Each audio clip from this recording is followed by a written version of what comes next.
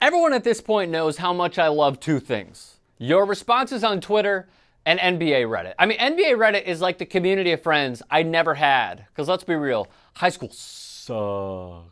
Per the usual, great content, and I went down the rabbit hole, landing on this graphic. The NBA's best rim protectors. I'll let you take this in, but as you do so, remember the lower on the graph you are, the better as it pertains to field goal percentage allowed at the rim. And the further right your eyes veer off, the more volume each player deals with of defending any field goal attempt at the rim. Are there any that surprise you? If so, leave a comment. One that shouldn't is Rudy Gobert. He finished second behind Draymond Green for Defensive Player of the Year last season. When the Frenchman returned from injury, the Jazz went 30-7. They were the best defense, allowing 98 points per 100 possessions. He has a wingspan rarely seen from NBA players, 8 feet. The biggest I recall was Manute Bol's 8'6" wingspan, by the way. This past week, the Jazz have had the best defensive rating and best net rating, respectively, since he returned. The numbers simply show it. Cristiano, Felicio of the Chicago Bulls, well, he's proving his money's worth.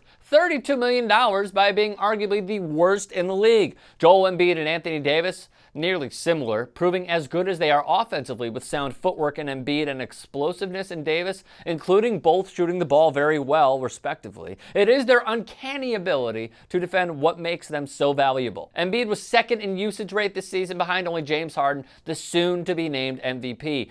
Anthony Davis finished with 193 blocks, 56 swats ahead of another man on this graphic, Clint Capela, an integral glue guy who can run the floor well. Capela defended the most shots at the rim on a per-game average this campaign. He was the 25th pick in the 2014 Wiggins, Jabari, Embiid draft and finished the season with a double-double of 14 and 11 per. Good time to be a restricted free agent, by the way. The two names that surprised me the most, Deandre Jordan, for as much as we build him to be a towering force defensively, allowed nearly a 62% field goal percentage. I was impressed with Kyle O'Quinn at 53%, but the volume of shots per game he defends was minimal in comparing to other players. Jusuf Nurkic, known as a defensive liability, but the numbers don't lie in his favor.